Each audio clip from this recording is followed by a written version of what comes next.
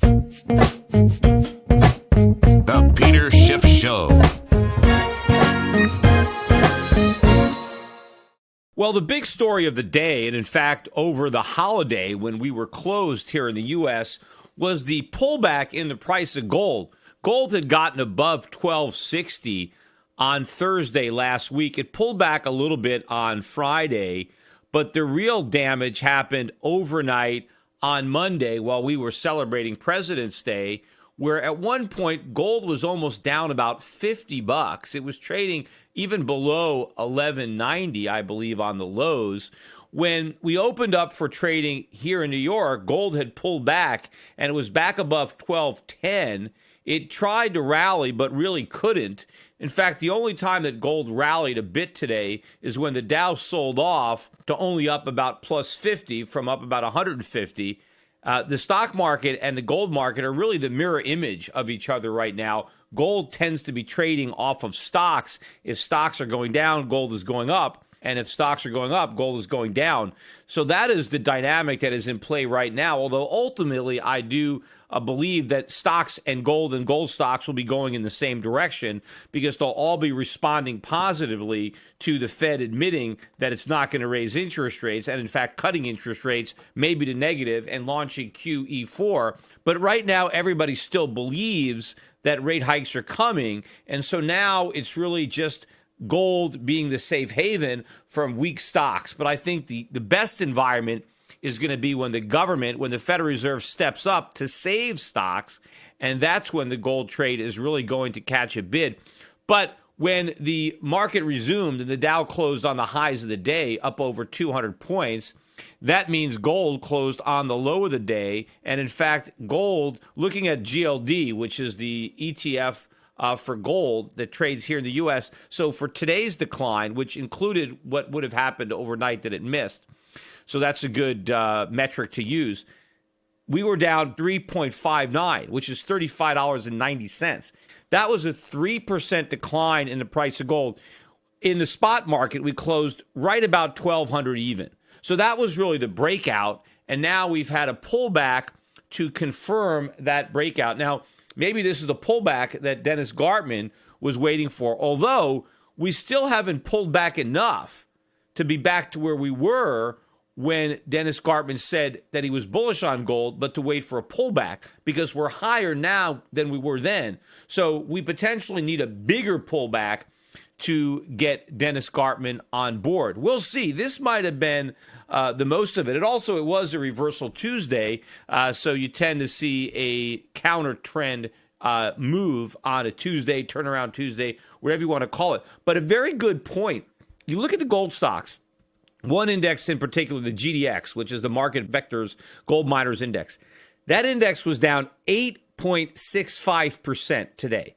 8.65%. So almost a 9% move down, right, on a 3% move down in the price of gold. We never had an update in all the big gold up days where we had this $200 rally. We never had an update even come close to that. The biggest update we had was Thursday last week when the gold broke through 1,200. We went as high as, to 1260s. Huge day, biggest day up in gold since 2008. So biggest up move in 8 years in one day in the price of gold. And gold stocks, that same index, the GDX, was only up 5% on a 4% move. The GLD, that same ETF, closed up 4%, and all we got was a 5% move in gold stocks. Barely, almost 1-to-1, maybe like 1.2 to 1. Yet on the downside, we get a 3% move down in gold and almost a 9% move down in the gold stocks, almost 3-to-1. Now, why don't you get 3-to-1 leverage on the upside? Why is it all on the downside? Well, here's a couple of reasons. One is there is still more fear in the gold market than greed. People are more worried that the market's going to crash and they want to cut and run. Right? So they're more anxious to get out, more nervous when gold is going down than they get excited when gold is going up. Now, this is a good sign of a bull market climbing a wall of worry because people are not believing in this rally. People that just got in are already bailing out because the minute they see the price of gold go down, they get scared. So the big moves are happening on the downside, not on the upside. I mean, yes, a 4% move up was pretty big, but a 5% move up rather, but not when gold is up 4%. I mean, we should have a 9% up move in the price of gold stocks when the price of gold is up 3%. Now, those days are going to come.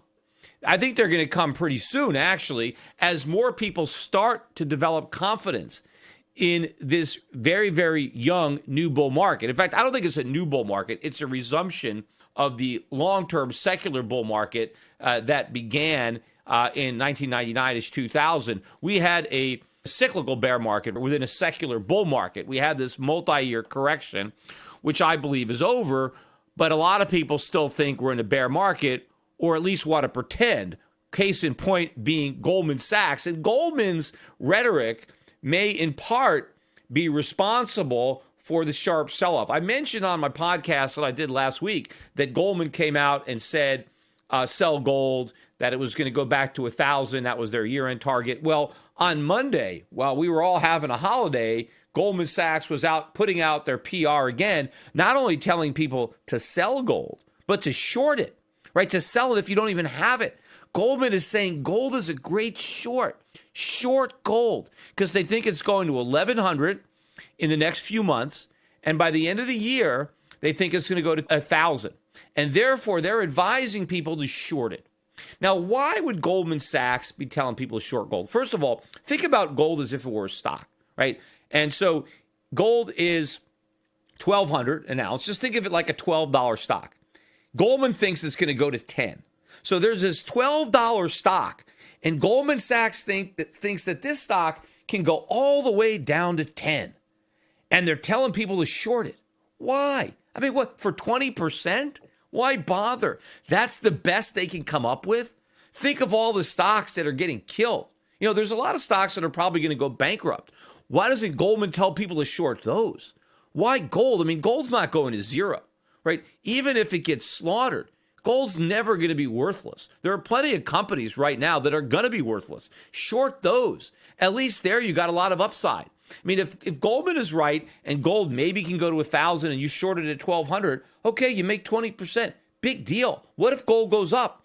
What if it goes to 1,500? What if it goes to 2,000? I mean, why risk losing all that money to make a tiny bit of money? I mean, the risk reward isn't there. In fact, Goldman even says that they don't think there's going to be a recession, so they think the Fed's going to keep raising rates. They think the odds of a recession are only like 15 or 20%, something like that, right? Well, if they are, how much is gold going to go up? Gold's going to go a lot higher than 1,000. If we're going into a recession this year, right? And Goldman says, well, there's a slim possibility, maybe 15, 20% chance, maybe we'll have a recession, right? Well, if that happens, and the Fed has to cut rates, which obviously they will do in a recession, and they launch QE4, what's going to happen to the price of gold? It's going to take off. It's going to skyrocket. How much would you lose if you shorted it at 1,200, hoping to capture 20% down? Trying to get that little bit, right? Talk about trying to pick up pennies in front of a steamroller. Why would Goldman advise people to take so much risk for such a small amount of upside? The only thing that would make sense to me is that Goldman Sachs doesn't care about their clients. They care about themselves. They want the price of gold to go down. They want the price of gold stocks to go down. Why? Because they're probably already short. That's why. And they probably want to cover those short positions and maybe even initiate new long positions. Well, how are they going to do that? Takes two to tango, right? Goldman needs sellers. So how do they flush out sellers?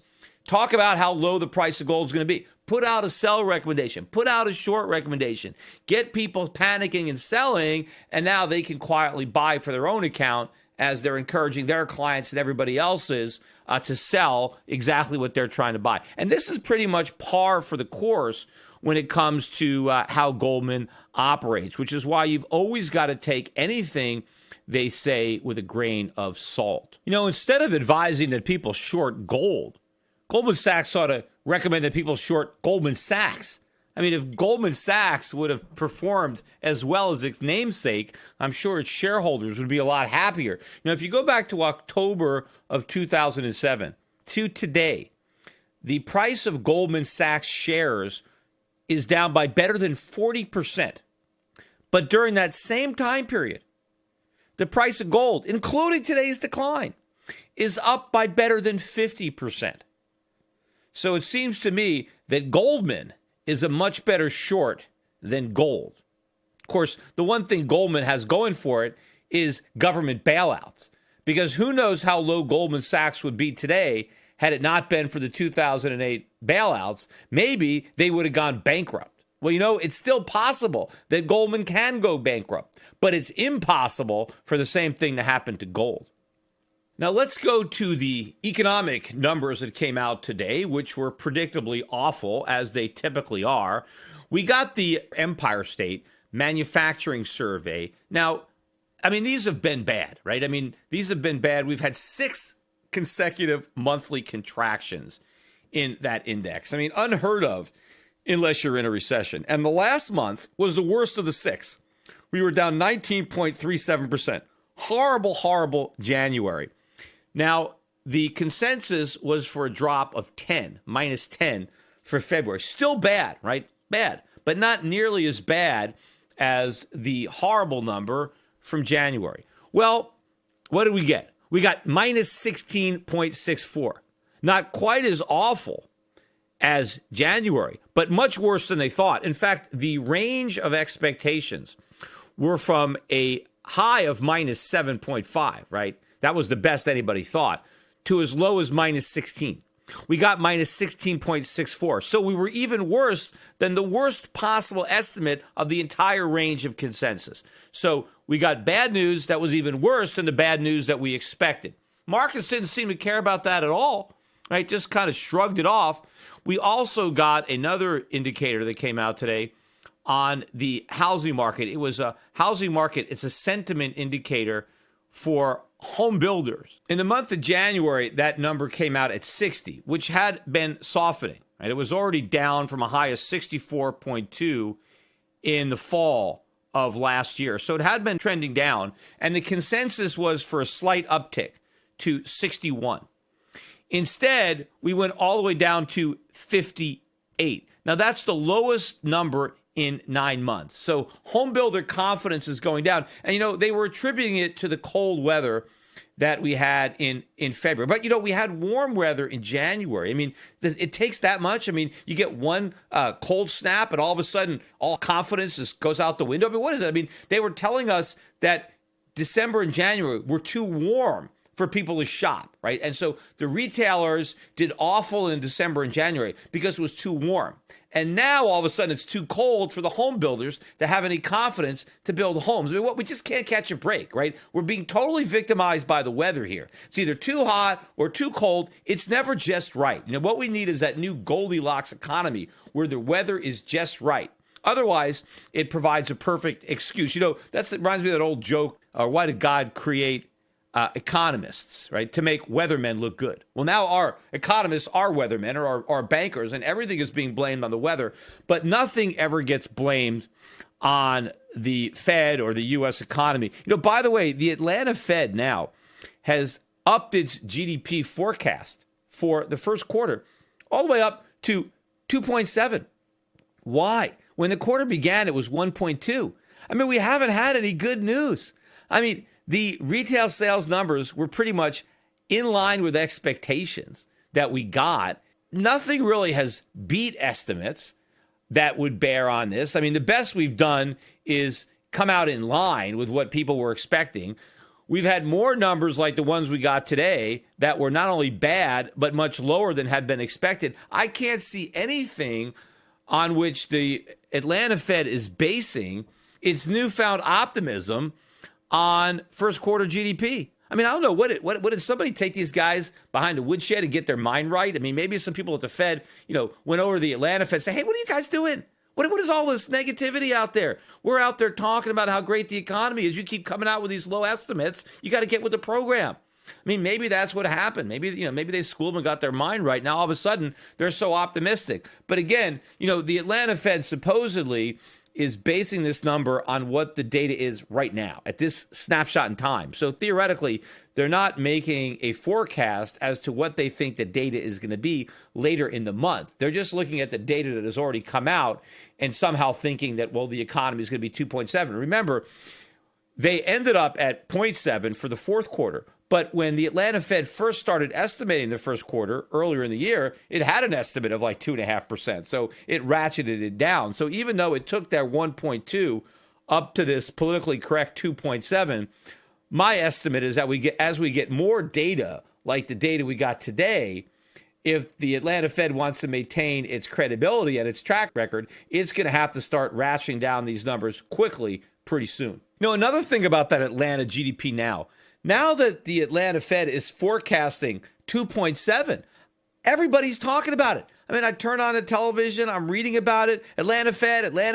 I mean, where was everybody when the Atlanta Fed had a low estimate for the fourth quarter? Nobody talked about it. I mean, every time the Atlanta Fed would revise down their number, I'd search all over the internet and nobody would write about it. I mean, it'd be on Zero Hedge and it'd be no place else. Now, all of a sudden, everybody loves the Atlanta Fed. Everybody is pointing to this great GDP forecast coming out of the Atlanta Fed. So clearly, the spotlight is on now. It wasn't on back then. So it all looks coordinated to me. It all looks scripted. Hey, let's get the Atlanta Fed to start playing ball and coming up with some rosy forecasts. And now we can all point to these rosy forecasts as a reason to be optimistic when before, when they weren't on board, when they weren't a team player, everybody pretended that the Atlanta Fed didn't exist. Meanwhile, the Federal Reserve, and everybody else for that matter, seems to want to pretend that the recovery is on track, and maybe it's not going to be 4 rate hikes in 2016, but only 3. And the first one is going to take place in June rather than March. Even though the Fed hasn't officially admitted that, I think everybody else has already accepted that fact, which just means the Fed has that much more time to come up with an excuse why it doesn't raise interest rates in June. The only really question in my mind, and because remember, last year, I thought the Fed was bluffing the entire time when they talked about hiking rates, right? I thought that they would talk about it, but they wouldn't do it, especially when talking about it was working so well. Everybody believed the Fed was about to raise rates, so we had a strong dollar, we had a strong stock market, because all the talk about raising rates created all this confidence in the economy, created confidence in the dollar, and I thought this is perfect. The Fed can have its cake and eat it too. It can get the benefit of a rate hike without suffering the consequences of a rate hike. The Fed can pretend the economy is strong enough and the market is strong enough to sustain a rate hike, but then not raise rates and prove that it wasn't, right? So I thought that they knew this and they were bluffing, and then they ended up raising rates anyway by a quarter point. Now, were they initially bluffing? Did they never intend to raise rates and then they kind of inadvertently backed themselves into a corner? Or did they think they were going to raise them eventually anyway? They just were trying to delay the inevitable as long as possible. I mean, we don't know. But again, I thought the Fed would have been smart enough not to press its luck, because I knew that what they were doing from their perspective was working great. But I also knew the risk was if they raised rates and then the market started to tank and the economy went down, now they'd have egg all over their face. They'd be in this credibility box. But why would the Fed want to risk upsetting that apple cart? I mean, why risk raising rates when you can keep talking about raising them and not do it? Because then you can pretend everything will be fine when you raise rates. If you raise rates and it's not fine, you can't pretend anymore. Now, the Fed is still trying to pretend, even though everything is falling apart, but it's going to be a lot more difficult for the Fed to maintain that narrative, that illusion, when everything is crashing all around them. Now, what I'm trying to figure out now is, does the Fed actually believe that it's going to raise rates 3 times or whatever in 2016? Do they actually believe that? Are they dumb enough to think that that's going to happen? Or do they know it's not going to happen? Is that another bluff? Is that, okay, we raised rates once, and man, look at all the damage we got from that. We can't risk doing this again. And they want to go back to their old playbook. Because, again, it worked great last year in 2015. Talking about raising rates but not raising them worked like a charm. Actually raising rates was a disaster. Raising them again, from the Fed's perspective, will be an even bigger disaster. But the other problem is just pretending that they're going to raise rates again may be enough to collapse everything. Because before, when they were pretending to raise rates for the first time, but they hadn't actually done it, that was one thing. Pretending you're going to raise rates after you've already raised them, well, that's a higher level for the market to try to digest, especially when you've already pricked the bubble. The air is already coming out. The technical damage has been done. The market is already tanking. Gold is broken out. So now you've let it out of the bag, right? You let that genie out of the bottle. You can't really put it back in again. So I don't think, if the Fed thinks that they can do a repeat of 2015, like a 2.0, and just go back to the, extended pretend, keep talking about how they might raise rates, but, let it get pushed back from June to September to December, which is exactly the script that worked last year, until they actually made the mistake of raising rates because they had the hubris to think they could do it because they thought the market was blessing the rate hike. And I said at the time that they were going to be burned badly if they took the small rally leading up to the hike as an all clear, that the market would be okay with the hike. I knew it wouldn't be, and that's exactly what happened. So where are we now? Is the Fed going to try to do this, or is the Fed going to come out and come clean and say something sooner rather than later to take the heat off this market, and I think to take the heat off of the nominee of the president's party? The Democrats are going to have a tough time in the election, and Janet Yellen knows that, if we're in a recession. If Barack Obama can no longer get away with claiming that he inherited a mess and cleaned it up, that, all the problems are a hangover from the 2008 financial crisis, that any problem that's here is because it's leftover from that hangover. But other than that, everything is great because he's done a great job. And if you think I've done such a great job, then vote for Hillary and she'll just expand on my legacy. That dog won't hunt if before the 2016 elections, if the economy is in a bigger mess then than it was when Obama first took office.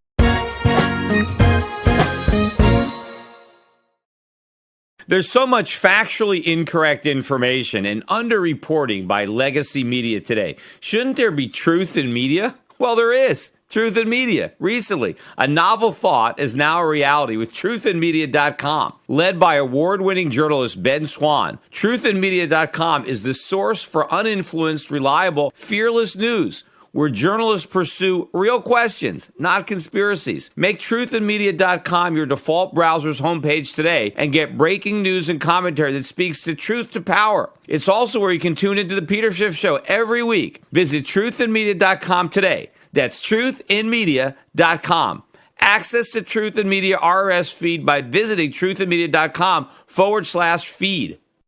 Attention listeners, I have an urgent message for you. We're in the middle of a war. The global conflict is destroying the lives of millions without a single bomb being dropped. It's called the International Currency War, and your bank account has been drafted to fight. The victims in this conflict are our currencies, the dollar, the euro, the yen, the pound. They are all heading to zero as irresponsible central banks compete to see who can print the most the fastest. But there's one form of money politicians and central banks can't destroy: gold.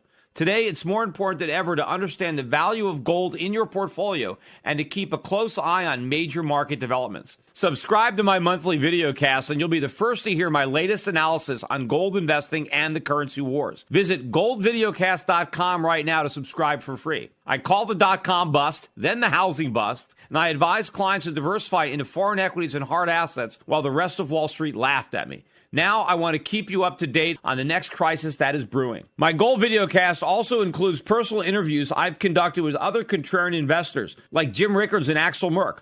Gold has gone up 256% since 2003, but it has a lot further to go. Don't miss the rally. You can prosper during this time of currency wars, but only if you stay educated. Get a free subscription to my Gold Videocast at goldvideocast.com. That's goldvideocast.com.